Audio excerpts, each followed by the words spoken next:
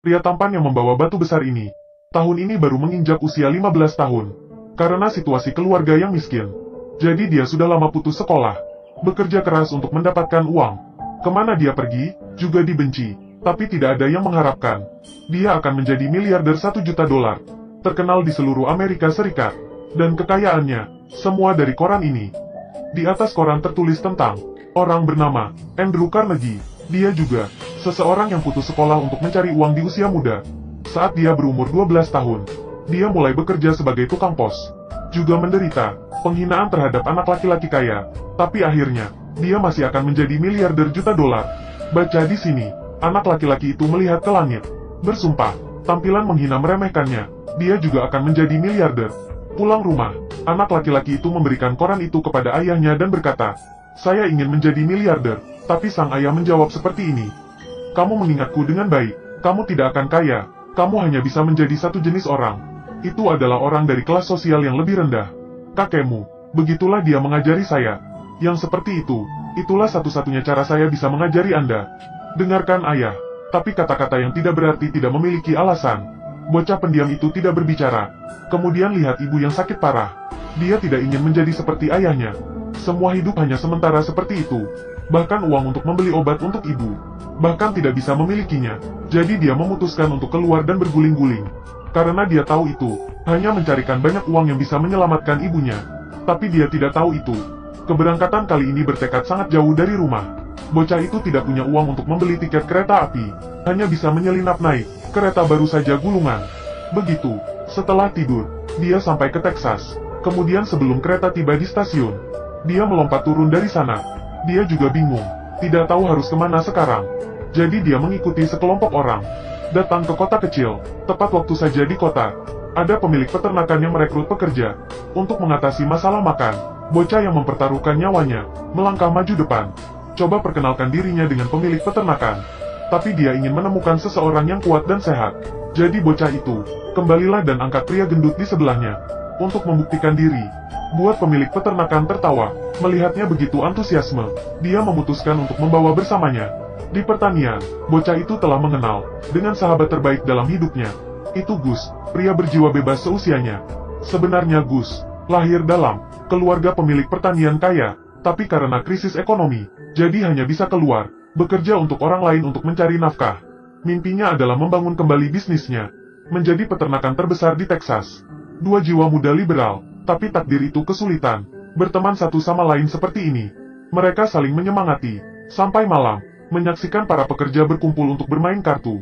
Bocah itu jatuh ke dalam perenungan, merasa bahwa jika hanya seorang pekerja upahan, lalu seluruh hidup ini, dia bahkan tidak bisa menjadi miliarder. Pada akhirnya seperti orang-orang ini, bodohnya bodoh di bawah cahaya yang berkedip-kedip. Jadi bocah itu menemukan pemilik peternakan. Dia bertanya langsung, "Saya ingin tahu, bagaimana saya bisa sekaya seperti Anda?" Pemilik peternakan mengatakan kepadanya, ada banyak syarat untuk sukses. Tapi hanya menjadi domba memimpin dalam kawanan. Hanya dengan begitu baru bisa panggil berhasil. Kalimat ini membangunkan dia.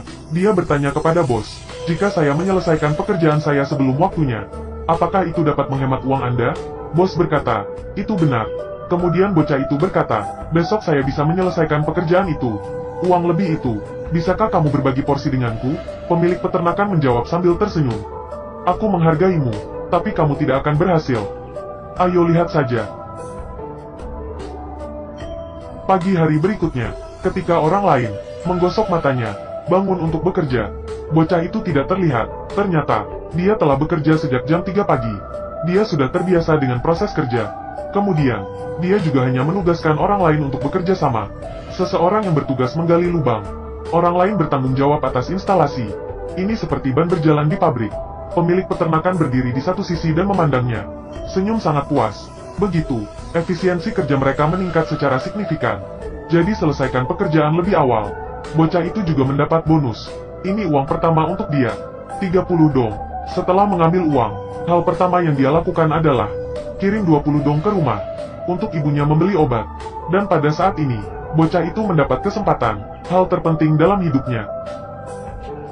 Satu ikat pinggang emas mengkilap. Tertarik, perhatian bocah malang yang berdiri di sampingnya. Dia bertanya pada pria itu, "Bagaimana saya bisa kaya seperti Anda?" Pria itu hanya mengatakan satu kalimat, "Di padang rumput Texas." Di mana-mana adalah emas. Penting bahwa penglihatan Anda cukup dalam. Bocah itu yang sangat pintar. Segera pikirkan minyak. Apakah saya benar? Apakah itu minyak? Pria itu hanya tersenyum dan tidak menjawab. Berbalik dan pergi. Pertemuan adalah takdir. Ada orang yang hanya melihat satu kali. Telah menjadi abadi. Benar, bocah itu yang baru ditemukan. Bagaimana keluar dari kemiskinan dan menjadi kaya? Baru saja berbalik, terpesona oleh gadis cantik ini. Gadis itu secara alami terbuka. Halo, tapi dia sangat tegang, tidak dapat berbicara. Gadis yang tidak membenci, karena dia adalah anak miskin dari pedesaan. Dia bahkan mengundangnya ke pesta dansa sekolah. Bocah itu dengan cermat merawat dirinya sendiri. Kemudian dengan malu-malu pergi ke pesta. Gadis bernama Hana, sebagai seorang hot girl yang dicintai oleh banyak orang. Pria yang tidak mau melewatkan kesempatan. Jadi dia memutuskan untuk mengaku. Aku ingin menikahimu. Ini adalah pepatah terbaik yang dia katakan. Sejak kalian berdua saling mengenal, hari itu dia pergi ke sekolah untuk menjemput Hana pulang. Dia membawa tas kerja, terlihat sedikit mencela diri sendiri. Dan di sebelahnya ada anak laki-laki yang hangat dari keluarga kaya. Mengemudi untuk menjemput Hana, sekali lagi sangat sombong. Menertawakan adalah, katak mau makan daging angsa. Pria yang tidak tahan lemah. Maju depan, mengatakan meskipun aku anak desa, tapi akan datang suatu hari, saya akan menjadi miliarder. Sebenarnya Hana juga punya perasaan. Dengan bocah itu, dia memberi bocah itu, pergi ke kantor kepala sekolah. Semoga bisa menang, satu tempat bagi mahasiswa untuk duduk dan mendengarkan ceramah. Maka dia akan bisa tinggal. Tapi kepala sekolah belum mengatakan apa-apa. Bocah itu tidak setuju. Dia berpikir bahwa belajar, buang-buang waktu, cukup baginya untuk belajar secara sendiri. Dia juga banyak terdaftar, orang yang sukses tapi tidak perlu belajar. Kepala sekolah mengatakan, adalah baik bagi orang muda untuk memiliki ambisi. Tapi pendidikan yang baik, sangat penting untuk masa depan kamu. Untuk membuktikan diri, bocah itu meminta Hana untuk mengajukan pertanyaan. Tolong beri saya nomor, 5 atau lebih angka, kalikan dengan angka lain. 56.679x61. 3.457.419. Gunakan hanya 1 detik, bocah dapat menghitung hasilnya. Hana diperiksa lagi. Setelah melihat jawaban yang benar, dia juga terkejut. Tidak hanya itu, dia baru saja melihatnya. Kepala sekolah memiliki penyakit kulit. Selanjutnya, penyebab pasti penyakit dapat dikatakan. Lalu dia berkata, kepala sekolah menerima pendidikan yang baik. Pendapatan tahunan mungkin $1.700 kan? Dibandingkan dengan kota ini, itu banyak. Tapi saya tidak puas dengan uang yang sedikit itu. Setelah keluar dari situ, Hana merasa marah. Dengan kata-kata bocah itu, dia berbicara, kamu membuat wajah. Perselisihan menang atau kalah, hanya melihat, mencela diri sendiri dan kelemahan batin kamu. Setelah mengatakan itu, dia berbalik dan pergi. Hari berikut, Hana melihat anak itu, muncul di kelas. Dia sangat senang, bocah itu yang mendengarkan pendapatnya. Setelah pergi ke sekolah bersama, cinta di antara keduanya semakin kuat. Mereka memiliki waktu yang indah dan indah. Tapi tiba-tiba suatu hari, medan perang menyebarkan berita. Jepang menyelinap menyerang Pearl Harbor. Tapi dia juga seorang pemuda yang bersemangat. Jadi dia berbohong tentang usianya. Untuk melamar tentara. Setelah mengetahui berita tersebut, gadis itu bertengkar hebat dengannya. Aku tidak ingin menunggumu. Tapi tepat setelah itu,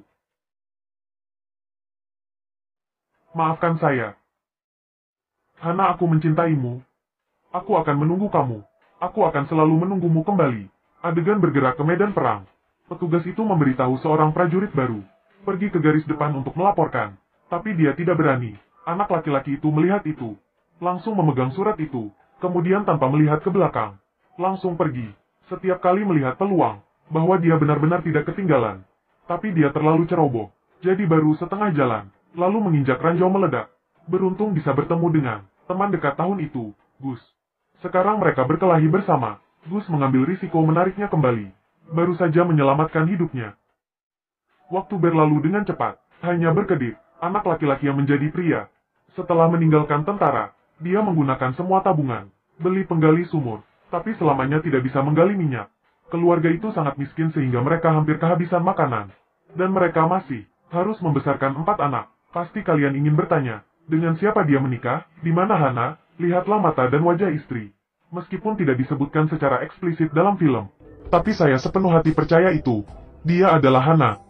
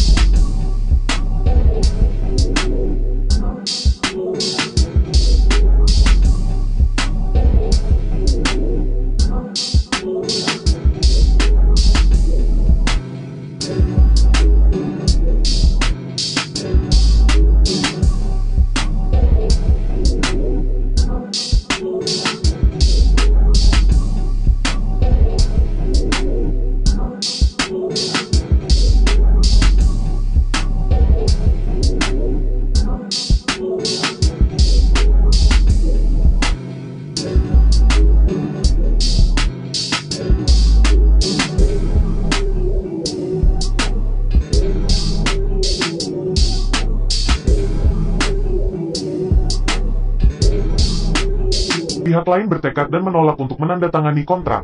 Red hanya butuh banyak usaha untuk meyakinkan. Dan orang di sebelahnya, juga hanya pengacara kulit hitam. Pada sebelum malam Natal, pengacara tidak bisa menunggu lebih lama lagi. Dia ingin pulang dan berkumpul kembali dengan keluarganya. Red biarkan dia pulang, tapi dia tetap bertahan. Memang, hari berikutnya dia menerima kontrak. Ternyata orang itu, sudah lama ingin mentransfer kepada dia. Tapi itu berlangsung begitu lama. Itu karena ingin mencoba, lihat seberapa dalam ketulusan Red. Karena akuisisi ini, Red melihat di atas koran, berita teratas tentang, dia menjadi miliarder. Akhirnya dia berhasil, tujuan yang dia tetapkan sejak dia masih kecil. Tapi lihat keempat sisinya, sepertinya tidak ada siapa-siapa, bagikan kabar baik ini kepadanya. Saat ini dia akhirnya mengerti. Sampai tahap tertentu, kekayaan hanyalah serangkaian angka, dia mengabaikan keluarganya terlalu lama. Di ujung telepon yang lain, sang istri melaporkan berita itu. Teman pengacaranya juga asisten efektif. Dalam perjalanan pulang mengalami kecelakaan mobil. Kedua ginjal benar-benar dibatalkan. Untuk menyelamatkan nyawa temannya, dia memutuskan untuk mendonorkan salah satu ginjalnya. Setelah keluar dari rumah sakit, Red membuka pertemuan keluarga, menyatakan bahwa aset yang tersisa akan digunakan untuk menyiapkan dana amal, bantu mereka yang membutuhkan. Kemudian dia memberi setiap anak $10.000 USA. Beritahu mereka untuk menggunakan uang ini untuk membantu orang lain. Jelas ini ujian. Tapi sepertinya anak-anak ini, perhitungan selesai. Bagaimana cara menghabiskan jumlah yang besar ini, tapi tanpa niat membantu orang lain. Hanya putra kedua, kembalikan jumlah ini 10.000. Dia bilang dia tidak kekurangan uang. Berharap untuk dapat gunakan uang ini. Masuk ke amal itu. Terakhir, dia telah menjadi pewaris dari amal itu. Sampai jumpa di lain waktu.